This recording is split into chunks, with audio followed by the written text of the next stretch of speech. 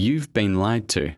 Every time you've struggled financially, you've been told it's your fault. Bad choices, poor discipline, lack of willpower. But what if I told you that you're not bad with money?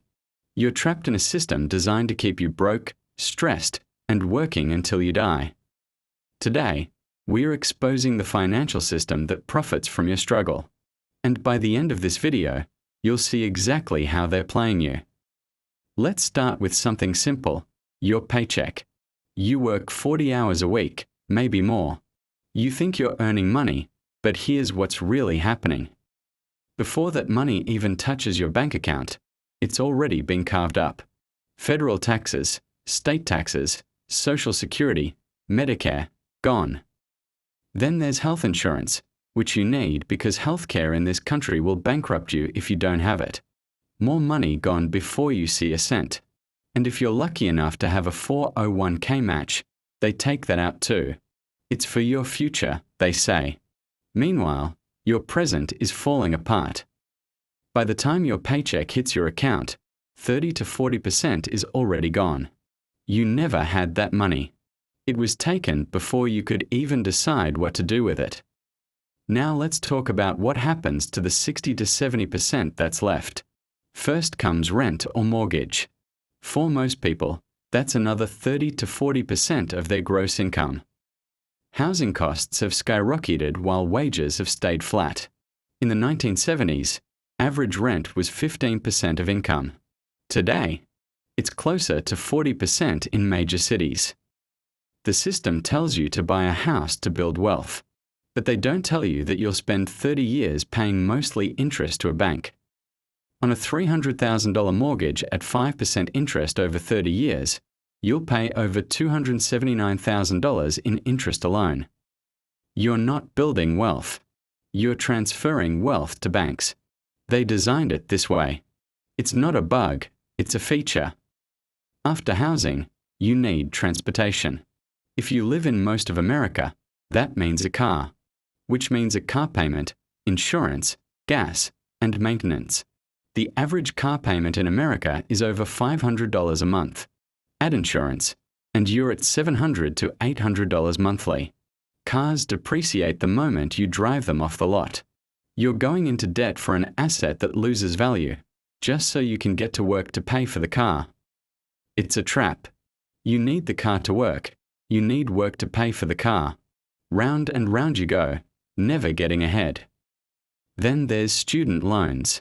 You were told education was the key to success. Get a degree, get a good job, live the American dream. But they didn't tell you that student loan debt has ballooned to over $1.7 trillion, that the cost of college has increased 12 times faster than wages. You graduate with $40,000, $60,000, sometimes over $100,000 in debt. And that debt follows you for decades, with interest compounding every single day. By now, between taxes, housing, transportation, and student loans, you're already spending more than you make. So what do? You turn to credit cards. Credit cards are the system's pressure release valve. Can't afford groceries? Put it on the card. Medical emergency? Card. Car repair? Card. The average American carries over $6,000 in credit card debt at 18 to 25% interest. That's not financial irresponsibility. That's survival. The system is designed so you can't afford to live on your income alone. So they offer you credit. They profit from your struggle by charging you interest. And when you can't pay it off, they label you irresponsible. They blame you for the trap they built. It's gaslighting on a national scale. Let's talk about inflation. Your salary might go up 2 to 3% a year if you're lucky. But the cost of everything else? Rising much faster. Housing, food, healthcare, childcare, education, all increasing at rates far beyond wage growth. Your purchasing power shrinks every single year. You're running on a treadmill that keeps getting faster. No matter how hard you work, you fall further behind. That's not your failure. That's economic design. The system needs you in debt. Debt keeps you working. Debt keeps you compliant.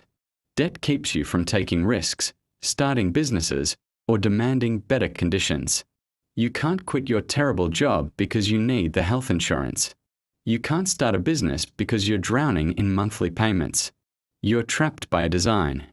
And here's the cruelest part. They make you think it's your fault. Financial gurus tell you to skip the daily coffee, cut the avocado toast, work harder.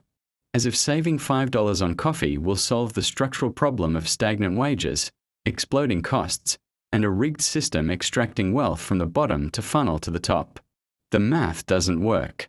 You can budget perfectly, cut every luxury, work 3 jobs, and still not get ahead because the system is extracting faster than you can earn. Meanwhile, corporations are posting record profits.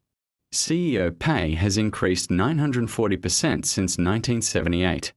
Worker pay, up 12%. They're not paying you less because you're worth less. They're paying you less because they can.